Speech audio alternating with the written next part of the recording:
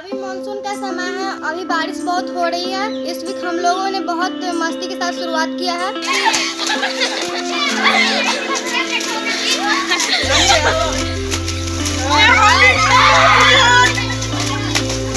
How can we harvest rainwater and that can be used in further agricultural uses?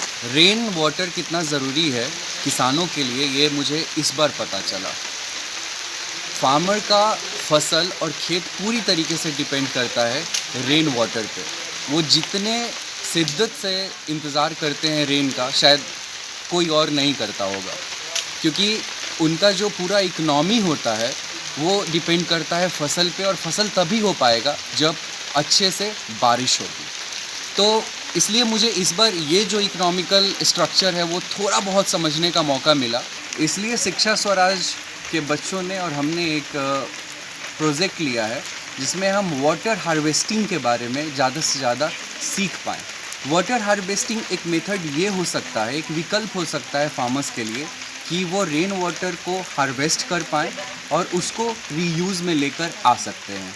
तो इसी पे अभी हम लोगों का डिस्कशन जो है वो चल रहा था, और आने वाले समय में हम चाहते हैं कि ज़्यादा से ज़्यादा किसानों तक हम मिलें, उनको इसके बारे में बताएं, और रेन वाटर हार्वेस्टिंग का जो मॉडल है वो ज़्यादा से ज़्यादा लोग अपना पाएँ, जिससे उतना तो नहीं लेकिन बारिश पे जो डिपेंड रहते हैं वो पानी को हार्वेस्ट कर पाएंगे, और आने वाले समय में खेती के लिए उसको अच्छे तरीके से यूज किया जा सकता है। जैसा कि शुरू से हम लोग किताबों में पढ़ते आते हैं सॉइल के बारे में, अर्थवॉर्म के बारे में और ऑर्गेनिक्स फूड्स के बारे में, लेकिन कभी हम लोग इन सबों के ऊपर चलने वाले प्रोसेस को नहीं समझ पाते हैं, इन सबों को करीब से नहीं जान पाते हैं।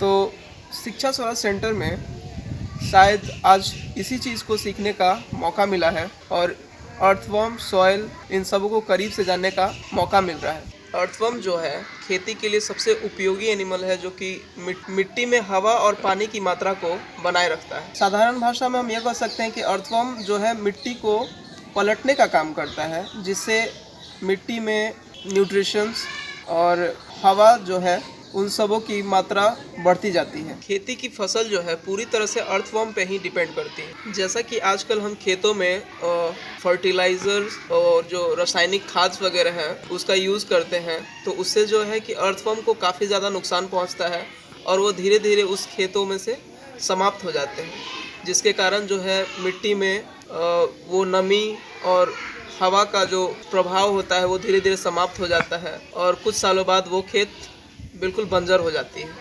तो देखा जाए तो अर्थवर्म जो है बायोडाइवर्सिटी का एक बहुत ही इम्पॉर्टेंट चेन है, जिसके टूट जाने से हमारे ऊपर भी काफ़ी ज़्यादा असर पड़ता है। चूँकि अर्थवर्म है तभी हमारा भोजन है और तभी हम हैं।